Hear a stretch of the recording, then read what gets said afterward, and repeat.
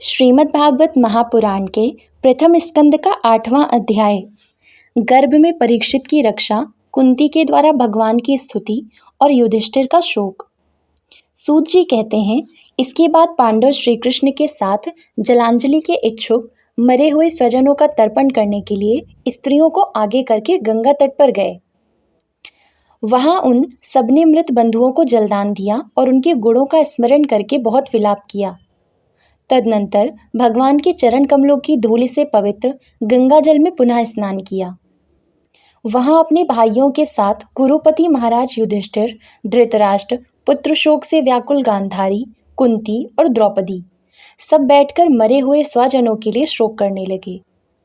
भगवान श्री कृष्ण ने धौम्य आदि मुनियों के साथ उनको सांत्वना दी और समझाया कि संसार के सभी प्राणी काल के अधीन हैं, मौत से किसी को कोई बचा नहीं सकता। इस प्रकार भगवान श्री कृष्ण ने अजातशत्रु महाराज युधिष्ठिर को उनका वह राज्य जो धूर्तों ने छल से छीन लिया था वापस दिलाया तथा द्रौपदी के केशों का स्पर्श करने से जिनकी आयु छीड़ हो गई थी उन दुष्ट राजाओं का वध कराया। साथ ही युधिष्ठिर के द्वारा उत्तम सामग्रियों से तथा पुरोहितों से 3 अश्वमेध यज्ञ कराए। इस प्रकार युधिष्ठिर के पवित्र यश को 100 यज्ञ करने वाले इंद्र के यश की तरह सब ओर फैला दिया। इसके बाद भगवान श्री कृष्ण ने वहां से जाने का विचार किया। उन्होंने इसके लिए पांडवों से विदा ली और व्यास आदि ब्राह्मणों का सत्कार किया। उन लोगों ने भी भगवान का बड़ा ही सम्मान किया। तदनंतर सात्यकी और उद्धव के साथ द्वारका जाने के लिए वे रथ पर सवार हुए। उसी समय उन्होंने देखा कि उत्तरा भय से विहल होकर सामने से दौड़ी चली आ रही है। उत्तरा ने कहा, देवाधिदेव जगदीश्वर, आप महायोगी हैं, आप मेरी रक्षा कीजिए।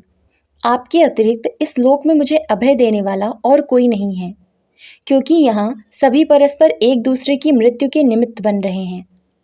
प्रभु, आप सर्वशक्तिमान हैं। यह दहकते हुए लोहे का बाण मेरी ओर दौड़ा आ रहा है। स्वामिन, यह मुझे भले ही जला डाले, परंतु मेरे गर्भ को नष्ट ना करे, ऐसी कृपा कीजिए। सूत जी कहते हैं, भक्तवत्सल भगवान श्री कृष्ण उसकी बात सुनते ही जान गए कि अश्वत्थामा ने पांडवों के वंश को निर्बीज करने के लिए ब्रह्मास्त्र का प्रयोग किया है। शौनक जी, उसी समय पांडवों ने भी देखा कि जलते हुए 5 बाण हमारी ओर आ रहे हैं, इसलिए उन्होंने भी अपने अपने अस्त्र उठा लिए। सर्वशक्तिमान भगवान श्री कृष्ण ने अपने अनन्य प्रेमियों पर, शरणागत भक्तों पर बहुत बड़ी विपत्ति आई जानकर अपने निज अस्त्र सुदर्शन चक्र से उन निज जनों की रक्षा की। योगेश्वर श्री कृष्ण समस्त प्राणियों के हृदय में विराजमान आत्मा हैं। उन्होंने उत्तरा के गर्भ को पांडवों की वंश परंपरा चलाने के लिए अपनी माया के कवच से ढक दिया। शौनक जी, यद्यपि ब्रह्मास्त्र अमोघ है और इसके निवारण का कोई उपाय भी नहीं है, फिर भी भगवान श्री कृष्ण के तेज के सामने आकर वह शांत हो गया। यह कोई आश्चर्य की बात नहीं समझनी चाहिए, क्योंकि भगवान तो सर्वाश्चर्य में हैं। वे ही अपनी निज शक्ति माया से स्वयं अजन्मा होकर भी इस संसार की सृष्टि, रक्षा और संहार करते हैं। जब भगवान श्री कृष्ण जाने लगे, तब ब्रह्मास्त्र की ज्वाला से मुक्त अपने पुत्रों के और द्रौपदी के साथ सती कुंती ने भगवान श्री कृष्ण की इस प्रकार स्तुति की। कुंती ने कहा, आप समस्त जीवों के बाहर और भीतर एक रस स्थित हैं, फिर भी इंद्रियों और वृत्तियों से देखे नहीं जाते, क्योंकि आप प्रकृति से परे आदि पुरुष परमेश्वर हैं। मैं आपको नमस्कार करती हूँ।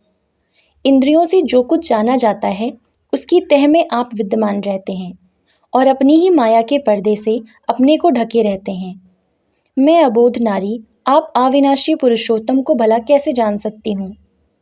जैसे मूढ़ लोग दूसरा भेष धारण किए हुए नट को प्रत्यक्ष देखकर भी नहीं पहचान सकते, वैसे ही आप दिखते भी नहीं दिखते। अब आप शुद्ध हृदय वाले विचारशील जीवन मुक्त परमहंसों के हृदय में अपनी प्रेममयी भक्ति का सृजन करने के लिए अवतीर्ण हुए हैं। फिर हम अल्पबुद्धि स्त्रियां आपको कैसे पहचान सकती हैं। आप श्री कृष्ण, वासुदेव, देवकी नंदन, नंदगोप के लाडले लाल गोविंद को हमारा बारंबार प्रणाम है, जिनकी नाभि से ब्रह्मा का जन्मस्थान कमल प्रकट हुआ है, जो सुंदर कमलों की माला धारण करते हैं, जिनके नेत्र कमल के समान विशाल और कोमल हैं, जिनके चरण कमलों में कमल का चिन्ह है। श्री कृष्ण ऐसे आपको मेरा बार बार नमस्कार है।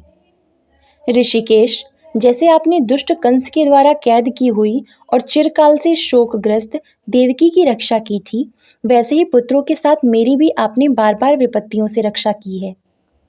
आप ही हमारे स्वामी हैं, आप सर्वशक्तिमान हैं। श्री कृष्ण, कहाँ तक गिनाऊं?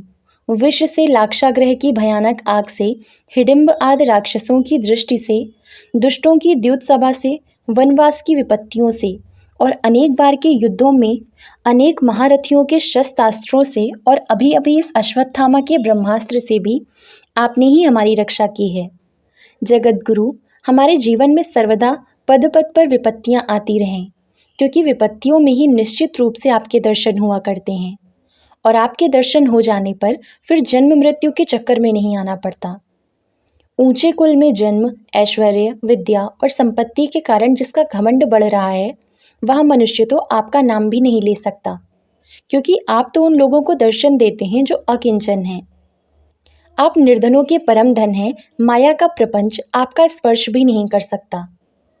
आप अपने आप में ही विहार करने वाले परम शांत स्वरूप हैं। आप ही कैवल्य मोक्ष के अधिपति हैं। आपको मैं बार बार नमस्कार करती हूँ। मैं आपको अनादि अनंत सर्वव्यापक सबके नियंता काल रूप परमेश्वर समझती हूँ। संसार के समस्त पदार्थ और प्राणी आपस में टकराकर विषमता के कारण परस्पर विरुद्ध हो रहे हैं, परंतु आप सब में समान रूप से विचर रहे हैं। भगवन, आप जब मनुष्यों की से लीला करते हैं तब आप क्या करना चाहते हैं यह कोई नहीं जानता। आपका कभी कोई न प्रिय है और न अप्रिय। आपके संबंध में लोगों की बुद्धि ही विषम हुआ करती है। आप विश्व के आत्मा हैं, विश्वरूप हैं। न आप जन्म लेते हैं और न कर्म ही करते हैं, फिर भी पशु पक्षी मनुष्य ऋषि जलचर आदि में आप जन्म लेते हैं और उन योनियों के अनुरूप दिव्य कर्म भी करते हैं। यह आपकी लीला ही तो है।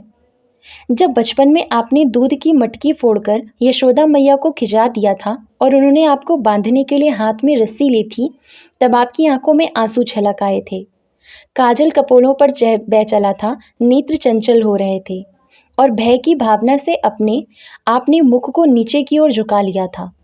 आपकी उस दशा का लीला छवि का ध्यान करके मैं मोहित हो जाती हूँ। भला जिससे भय भी भय मानता है, उसकी यह दशा। आपने अजन्मा होकर भी जन्म क्यों लिया है, इसका कारण बतलाते हुए कोई कोई महापुरुष यूँ कहते हैं कि जैसे मलयाचल की कीर्ति का विस्तार करने के लिए उसमें चंदन प्रकट होता है, वैसे ही अपने प्रिय भक्त पुण्यश्लोक राजा यदु की कीर्ति का विस्तार करने के लिए ही आपने उनके वंश में अवतार ग्रहण किया है।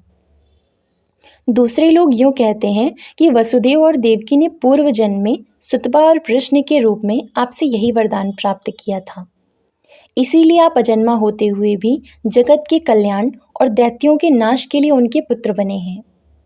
कुछ और लोग यूँ कहते हैं कि यह पृथ्वी दैत्यों के अत्यंत भार से समुद्र में डूबते हुए जहाज की तरह डगमगा रही थी, पीड़ित हो रही थी। तब ब्रह्मा की प्रार्थना से उसका भार उतारने के लिए ही आप प्रकट हुए। कोई महापुरुष यूँ कहते हैं कि जो लोग इस संसार में अज्ञान, कामना और कर्मों के बंधन में जकड़े हुए पीड़ित हो रहे हैं, उन लोगों के लिए श्रवण और स्मरण करने योग्य लीला करने के विचार से ही आपने अवतार ग्रहण किया है। भक्तजन बार बार आपके चरित्र का श्रवण, गान, कीर्तन एवं स्मरण करके आनंदित होते रहते हैं। वे ही अविलंब आपके उस चरण कमल का दर्शन कर पाते हैं जो जन्म मृत्यु के प्रवाह को सदा के लिए रोक देता है। भक्तवांछा कल्पतरु प्रभु, क्या अब आप अपने आश्रित और संबंधी हम लोगों को छोड़कर जाना चाहते हैं? आप जानते हैं कि आपके चरण कमलों के अतिरिक्त हमें और किसी का सहारा नहीं है। पृथ्वी के राजाओं के तो हम यूं ही विरोधी हो गए हैं। जैसे जीव के बिना इंद्रियां शक्तिहीन हो जाती हैं, वैसे ही आपके दर्शन के बिना यदुवंशियों के और हमारे पुत्र पांडवों के नाम तथा रूप का अस्तित्व ही क्या रह जाता है। गदाधर, आपके विलक्षण चरण चिन्हों से चिन्हित यह कुरुजांगल देश की भूमि आज जैसी शोभायमान हो रही है, वैसी आपके चले जाने के बाद नहीं रहेगी। आपकी दृष्टि के प्रभाव से ही यह देश पकी हुई फसल तथा लता वृक्षों से समृद्ध हो रहा है। ये वन, पर्वत, नदी और समुद्र भी आपकी दृष्टि से ही वृद्धि को प्राप्त हो रहे हैं। आप विश्व के स्वामी हैं, विश्व के आत्मा हैं और विश्वरूप हैं। यदुवंशियों और पांडवों में मेरी बड़ी ममता हो गई है। आप कृपा करके स्वजनों के साथ जोड़े हुए इस स्नेह की दृढ़ फांसी को काट दीजिए। श्री कृष्ण, जैसे गंगा की अखंड धारा समुद्र में गिरती रहती है, वैसे ही मेरी बुद्धि किसी दूसरी ओर न जाकर आपसे ही निरंतर प्रेम करती रहे। श्री कृष्ण, अर्जुन के प्यारे सखा यदुवंश शिरोमणि, आप पृथ्वी के भाररूप राजवेशधारी दैत्यों को जलाने के लिए अग्नि स्वरूप हैं। आपकी शक्ति अनंत है। गोविंद, आपका यह अवतार गौ, ब्राह्मण और देवताओं का दुख मिटाने के लिए ही है। योगेश्वर, चराचर के गुरु भगवान, मैं आपको नमस्कार करती हूँ। सूत जी कहते हैं, इस प्रकार कुंती ने बड़े मधुर शब्दों में भगवान की अधिकांश लीलाओं का वर्णन किया। यह सब सुनकर भगवान श्री कृष्ण अपनी माया से उसे मोहित करते हुए से मंद मंद मुस्कुराने लगे। उन्होंने कुंती से कह दिया, अच्छा ठीक है, और रथ के स्थान से वे हस्तिनापुर लौट आए। वहां कुंती और सुभद्रा आदि देवियों से विदा लेकर जब वे जाने लगे, तब राजा युधिष्ठिर ने बड़े प्रेम से उन्हें रोक लिया। राजा युधिष्ठिर को अपने भाई बंधुओं के मारे जाने का बड़ा शोक हो रहा था। भगवान की लीला का मर्म जानने वाले व्यास आदि महर्षियों ने और स्वयं अद्भुत चरित्र करने वाले भगवान श्री कृष्ण ने भी अनेकों इतिहास कहकर उन्हें समझाने की बहुत चेष्टा की, परंतु उन्हें सांत्वना न मिली, उनका शोक न मिटा। शौनक आदि ऋषियों, धर्मपुत्र राजा युधिष्ठिर को अपने स्वजनों के वध से बड़ी चिंता हुई। वे अविवेक युक्त चित्त से स्नेह और मोह के वश में होकर कहने लगे, भला मुझ दुरात्मा के हृदय में बद्धमूल हुए इस अज्ञान को तो देखो। मैंने सियार कुत्तों के आहार इस अनात्मा शरीर के लिए अनेक अक्षौहिणी सेना का नाश कर डाला। मैंने बालक, ब्राह्मण, संबंधी, मित्र, चाचा, ताऊ, भाई बंधु और गुरुजनों से द्रोह किया है। करोड़ों वर्षों में भी नरक से मेरा छुटकारा नहीं हो सकता। यद्यपि शास्त्र का वचन है कि राजा यदि प्रजा का पालन करने के लिए धर्म युद्ध में शत्रुओं को मारे तो उसे पाप नहीं लगता, फिर भी इससे मुझे संतोष नहीं होता। स्त्रियों के पति और भाई बंधुओं को मारने से उनका मेरे द्वारा यहाँ जो अपराध हुआ है, उसका मैं गृहस्थोचित यज्ञ यागादिकों के द्वारा मार्जन करने में समर्थ नहीं हूँ।